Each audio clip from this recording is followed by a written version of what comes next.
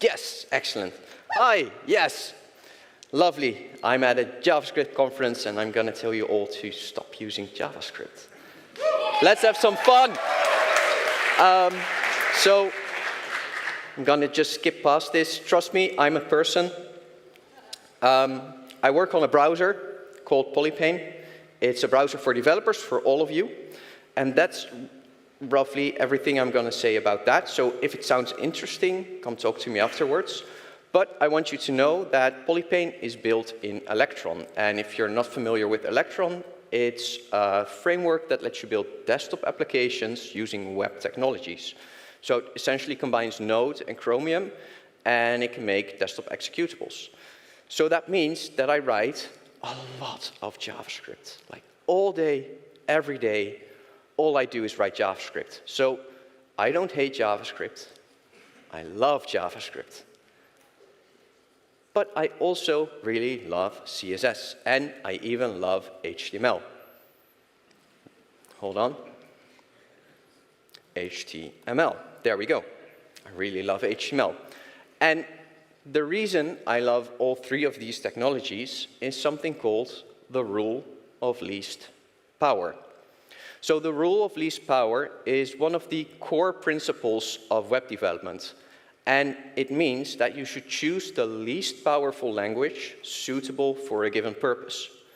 So on the web, this means preferring HTML over CSS and CSS over JavaScript. Because your JavaScript is actually very brittle. It can fail to load. It can load, but there can be an error in it, and then it just won't run. When it runs, it takes extra resources to parse and execute. And it's very easy to exclude keyboard users and people using assistive technologies with it. And that's because, all of that is because JavaScript is an imperative language, where you tell the browser how to do certain things. CSS and HTML, on the other hand, are declarative languages. You tell the browser what to do, and then the browser figures out for you how to do it. And that means that the browser can do all the heavy lifting. The browser can make the trade-offs. And the result of that is that your end user has a much better experience. So, of course, the CSS can also fail to load, and you just have your naked HTML. But I know all of you write semantic HTML that preserves its content.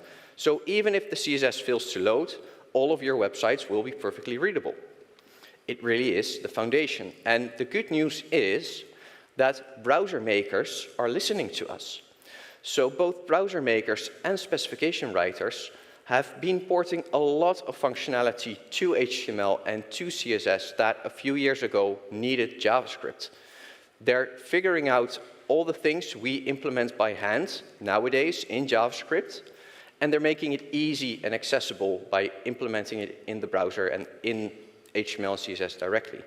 So that's what we'll be going over today. But the main, or like the meta point of this talk, is that once you learn something on the web, you never have to learn it again, because that's the contract we have with the web. It's backwards compatible. So that means that if you've learned how to implement something in JavaScript, that now becomes part of your toolbox. And every time you need to build that same thing, you can go back to the way you implemented it the first time, and it'll still work. It'll still do the thing you want it to do. And that means that there's never really a reason to learn it again. It feels like a waste of time, learning something you already know how to do. So the techniques that I'll be showing you today, I think, are very cool and very useful, and that's why I'm sharing them. But what I want you to take away is that next time you're going to implement something and you think, oh, I know, I need to use this JavaScript library, or I have this JavaScript function that I've used before, take a step back and take some time to figure out if maybe there's an easier way to do the same thing now in HTML and CSS, or if you really need to use JavaScript, maybe there's a fancy new JavaScript API you can use that's slightly faster, that's slightly easier to work with. So you make better websites if you check your assumptions every now and then. So let's get started. It's going to be a bit of a grab bag of features, like some are small, some are big. Some of these you might know, some of these might be new. I'm going to do some live demos. If they break, you're allowed to laugh. That's the rule of live demos. So let's get started with custom switches. So when implementing custom switches, you know, these things, we often reach for a JavaScript solution to like add a bunch of divs and then add some on-click handlers to them that then pass state somewhere. But instead, let's build it with an ordinary HTML checkbox instead, and the checked pseudo class, because that means we can have fully interactive switches using CSS and native browser APIs, and we get a lot for free. So we'll start with this HTML. As you can see, it's pretty simple. There is a label and a description, and inside that label is our input with type checkbox. Now, what's nice about this is that the browser at this point is already doing things for us. I don't have to click this tiny little square with my huge pointer. I can click anywhere in the label without a single on-click handler, and the input will be toggled. And that's because the browser knows that if you put an input in a label, that label is now associated with that input, and the entire label becomes part of your component, if you will. The browser gives you that for free. But of course, this little tiny square isn't a switch, isn't a toggle. So we need to add some CSS, just a little bit. Now, all of this CSS isn't something that you really need to know. It's not super important, except for this first line here, appearance none. And that's a CSS feature that is very useful to us in the browser, because input elements and images are replaced content. And that means that as a browser renders your page, as it takes all your HTML and CSS and puts everything in the right place, what it does for replaced elements is leave little holes. And those holes then get filled with, for example, an image. They get it from another network resource, and they slap it on top of your HTML. And with form controls, they get the form controls from your operating system, which is why form controls historically have been very terrible to style, because they're different on different machines. They can be like very big if a user has configured that. And that's what has given them a bad reputation. A replaced element can also not have pseudo elements. So there's the before and the after pseudo element, and they're part of your element. But if your entire element gets replaced, then they also disappear. So that's why some elements, like image, can't have before and after pseudo elements. Now we can tell the browser to please don't replace my elements. If you set appearance none on an input element, you're essentially telling the browser, you know what, leave this thing alone. I'm going to do stuff with it. Don't send it off to the operating system. Don't replace it. Just give me a box and I'll style it.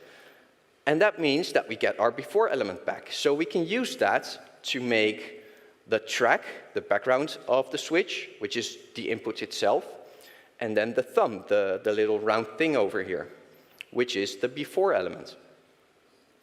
So now we've created this thing visually, and now as I click it, the input is checked.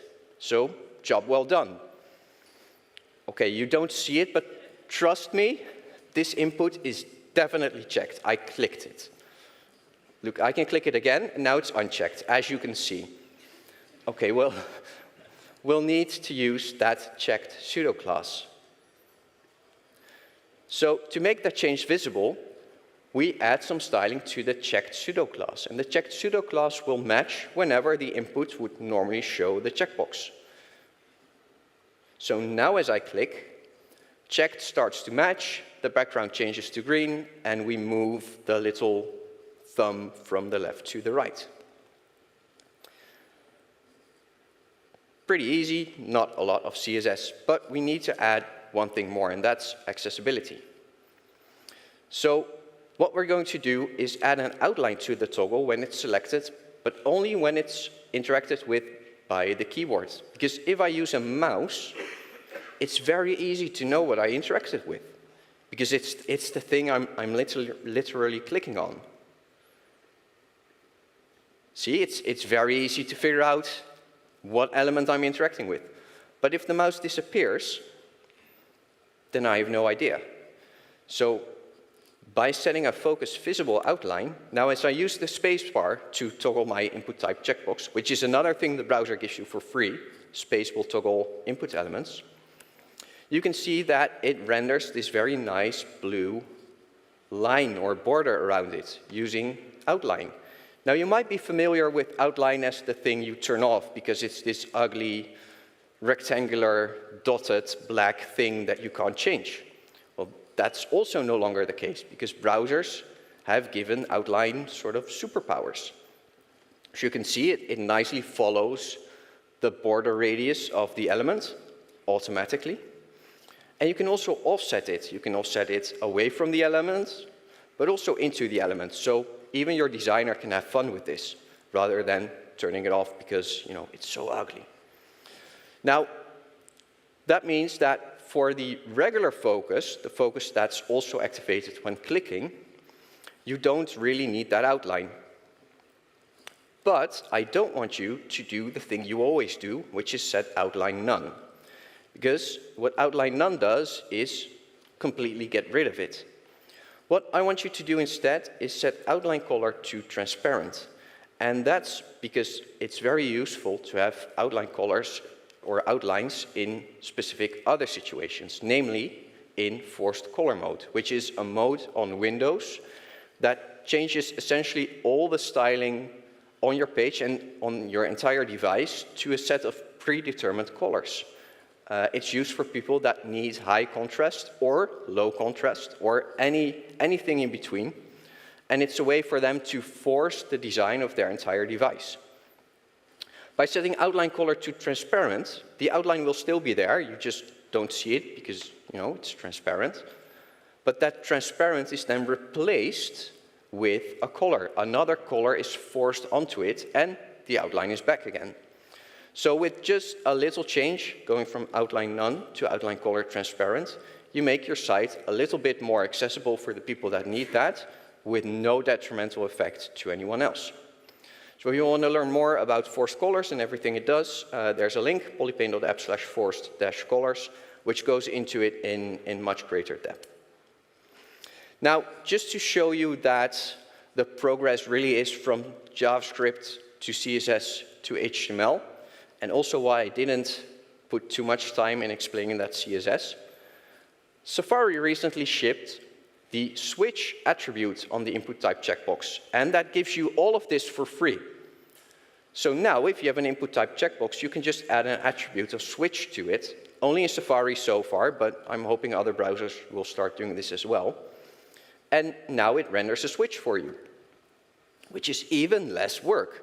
So we've gone from a JavaScript solution with on-click handlers and all the stuff that you're forgetting, like spacebar handlers, to a whole bunch of CSS that makes it look really nice and easy to work with, to just a single HTML attribute.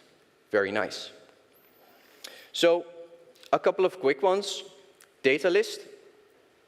Rather than adding like React auto-select to or auto-suggest to or whatever, you can also just add a data list element to your page, which is hidden by default, and then reference it by ID in a list attribute of an input element. And now as I type into this regular old input, I get suggestions that I can click, but it's still just an input, so I can also type other stuff. So it's really nice. I can even like press the little drop down and get all of the options. So it's a really easy way to implement some sort of auto-suggestion into your page without like loading in kilobytes of JavaScript. Similarly, input type color exists. So rather than adding a very nice canvas UI that you can pick a color on, etc. You can just add an input type color to your page and then have the browser give you the UI. And because the browser gives you the UI, you actually get to offer your user more features. Because what you will never be able to do is pick a color from anywhere on the screen, because it's a security risk if a web page does that. But if the browser does it, the browser already has access to your entire system. It doesn't matter. And the browser can then get that color and pass it back along to you, the web page. So you can provide even more functionality by doing less work. And isn't that what we're all about? Yes. Okay, thanks. Yeah, good morning. Okay, so a couple of small demos. Let's talk about in-page transitions. So when you move from one part of a page to another part of the page, usually that happens instantly. And that can be very disorienting because you no longer know how far down the page you are. And that's just not nice. It would be much nicer if you gently scroll to the next part of the page. If the browser takes you along on a little trip and then puts you in the new place. So you have a sense of how far down you scrolled, and maybe you saw some cool images on the way there. You know, oh, I need to go back there and see the cool images. And in the past, we are at a JavaScript conference, we would have used some jQuery for that. Like these 7-ish lines were all that you needed. And the entirety of jQuery. So that was awesome. But CSS is even more awesome because we can do it in a single line with scroll behavior smooth. So this tells the browser to scroll smoothly to an element. And because you tell it to the browser can figure out all the work for you. So I'll quickly demonstrate it. Let's go to the wow. Isn't that amazing? So the nice thing here is that because the browser does it, it's no longer JavaScript running on the main thread, like updating the scroll position on every request animation frame while the main thread is also trying to do other stuff. It's the browser that figures out how fast it should scroll, how much FPS it can handle on this CPU, whether it should secretly skip a little bit in some browsers to make the transition time the same everywhere. And that means that this animation is always snappy. It always feels good, rather than choppy when you use some JavaScript. Now, don't worry, if you do use JavaScript, smooth scrolling is available there as well. You can just add behavior smooth to any of the scrolling APIs in JavaScript, and that will then also scroll smoothly, but again, off of the main thread handled by the browser. Let's, however, take accessibility into account, because while for some people, like me, the instant scrolling is annoying, for people that have vestibular disorders, it's the scrolling that poses the problem, because it's a lot of movement. And that can actually make them nauseous. And if there's one thing you don't want to do with your web pages, is make people nauseous and sick and want to leave. So browsers have a way of catering to this with the prefers reduce motion media query. And the way to implement that is to set the smooth scrolling only when the user has no preference. So prefers reduce motion has two values: reduce if users don't want motion, and no preference if users are fine with motion. So by doing this, the default behavior is accessible, the default behavior having no smooth scrolling, and only when the user indicates that they don't mind scrolling or they don't mind motion, we can add it. So that's smooth. It's a great start, but we can add a little bit more because, just scrolling a little bit down the page, that's not what the real world is about. The real world is about headers of indeterminate size. So what if we want to scroll to an element, but we have this header at the top of our screen? And normally, if you scroll something, it scrolls to the top of the viewport, which is behind the header, which is not what we want. CSS has a solution for that too, called scroll margin.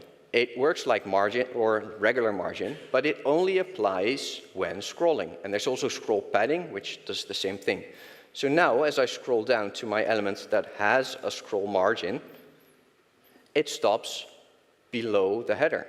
Now, just to prove that I'm not faking anything, the two top one doesn't have scroll margin, and you can see that it ends where it should end, at the top of the viewport. But of course, we want it here.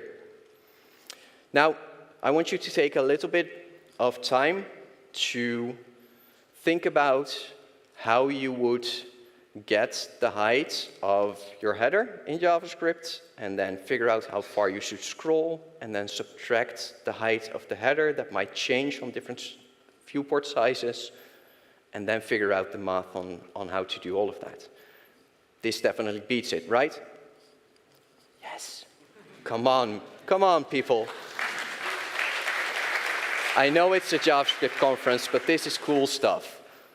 Okay, so lastly, we can now scroll to our elements, we can have a little bit of space, but what if we want to make sure that people really notice where we scroll to? What if we want to give our target a little bit of prominence? You could use JavaScript to add a class and then add an animation, but you could also use the target pseudo-selector. So if I go to a target, that target pseudo-selector starts to match, and the animation plays. So that's pretty nice. That's a lot of functionality in just a few lines of CSS. Let's move on to two other UI elements that we often solve with JavaScript that actually have HTML equivalents now, an accordion and a modal.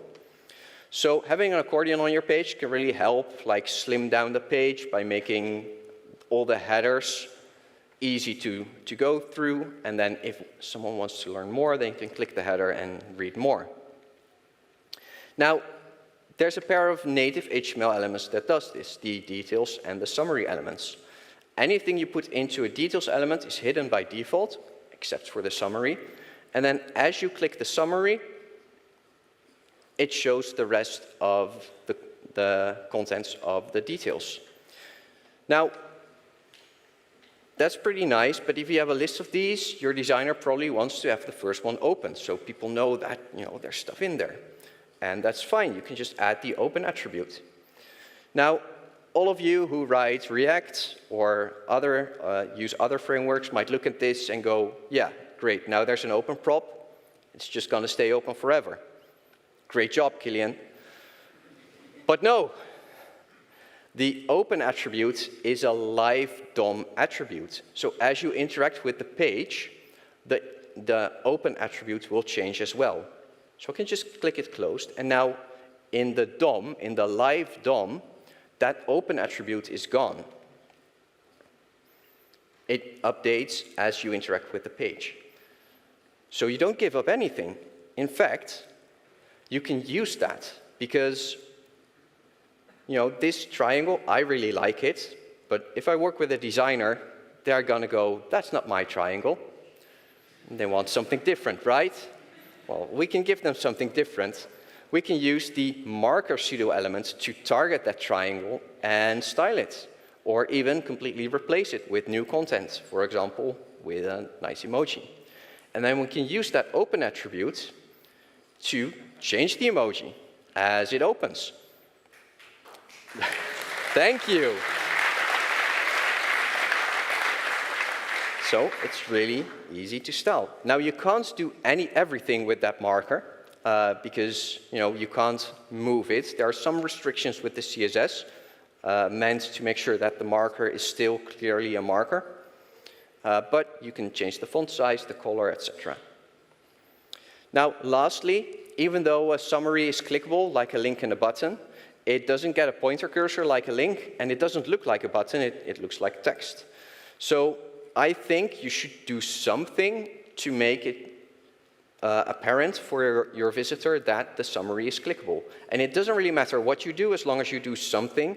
So that can be like a little hover effect, or it can be a pointer cursor, or whatever works for you. Just make sure that a user is made aware that there's some change when they hover over a summary. Okay, on to dialogue. Now for this one, I am going to cheat a little because dialogue does need a little bit of JavaScript.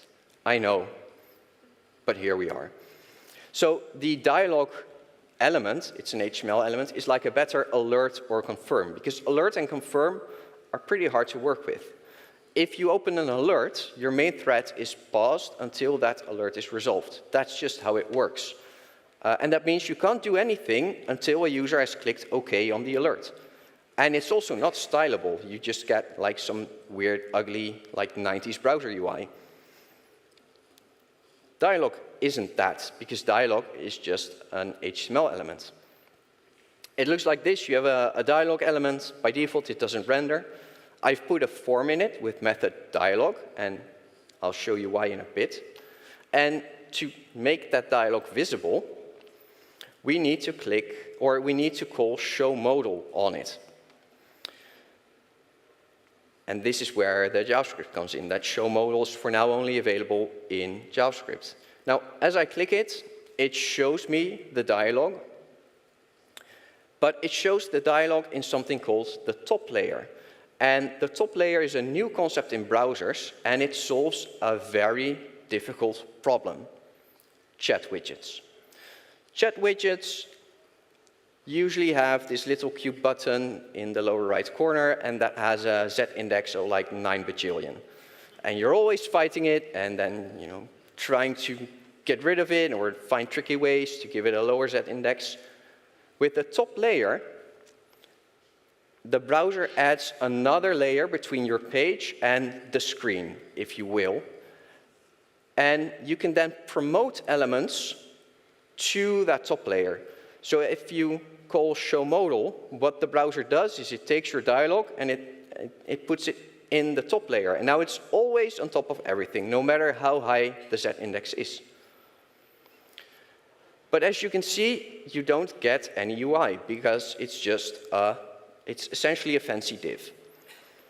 So that's what the form is for. If you have a form with a method of dialog, when you submit that form, for example, by pressing a button, that's a sign for the browser to hide it again. So you don't need JavaScript to hide it. Now, what that top layer also gives you is a backdrop. You can style the layer between your dialog and the rest of the page. So the browser will position the backdrop for you, but you can give it some background color or like some backdrop filter to make sure that your dialog really like pops, that it is very clear that this is the thing your user should interact with and nothing else. Now, lastly, and this is in Chromium and in Safari, but it's not in Firefox yet. It's really new. It was just released. Something called starting style. Because if you add an element to the page, then you can't actually animate it in, because stupid browser reasons. And to deal with that, they've come up with starting style. So with starting style, you can say, OK, as you add it to the page, give it this style. And then when it's added to the page, give it the regular style. So we can say, when we add it, it's transparent. And then when it's actually there, I want to have an opacity of just 1. And now we have a nicely animated dialog. And we can do all sorts of cool stuff with that. Yes. It's really easy to work with. So that's dialog, and I'm running out of time. So I'm going to go really quickly now. Container queries. You might have been using these already because they've been out for a while.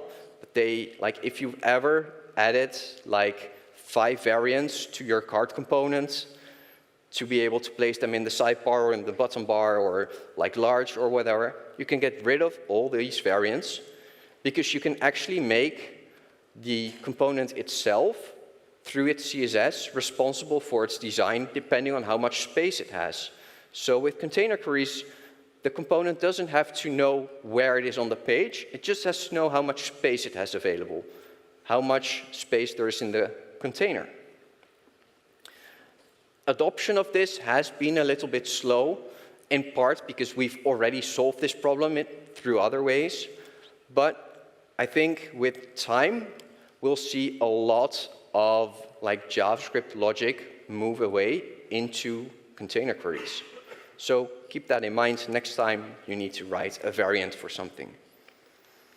Similarly, the has selector, shipping in all the browsers, and it essentially lets you style a part of your page depending on any other part of the page, all the way up to like the HTML element. So it's really, really powerful, but I'm going to give a very simple example. So you have a list of options, and one of them is other, and if someone clicks other, they need to fill in like their own value.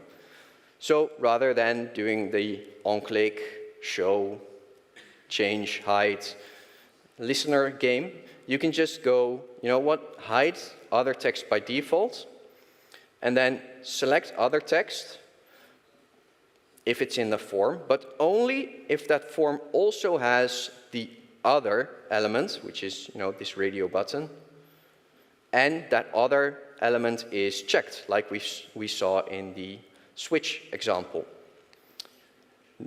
If this evolves or evaluates to true, then this evaluates to true, and we show the input element. So it's very easy to add some conditional logic into CSS that would normally need a bunch of JavaScript and listeners and logic. So 0 listeners, easy to follow CSS, and no JavaScript needed. Now, I have a few demos left, if that's okay. I'm going to be very quick. So field sizing exists, and it solves this problem where you have an input field that you want to have the same size as the content in it. Also works for text areas.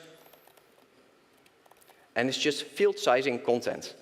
Like, you don't need to add a div somewhere and duplicate the text and then get the bounding client rect of the div and then put it back on the... Bleh. Just do field sizing content. Select list. If you've ever worked with select, you know that, you know, it's terrible, but your own solution with JavaScript is also terrible. Select list is trying to solve that by making each part of a select a regular stylable HTML component. This is super experimental, but you can see like it behaves as a select, and that's because it is a select under the hood. It has all the semantics you expect, but everything is completely stylable. So it's called select list at the moment, but it might just become the regular select. It's something browsers are still actively experimenting with. And then lastly, scroll-driven animations. So this could be an entire talk on its own, but I'm just going to show you and you can all go, oh. So scroll-driven animations are a way to play animations based on the scroll position of an element on your page. So it doesn't have to be the same element. Just any scrolling element on your page can drive the animation of any other element. So all of this is just CSS. Isn't that amazing? So, no more JavaScript needed. I hope you now love CSS and HTML a little bit more. Thank you.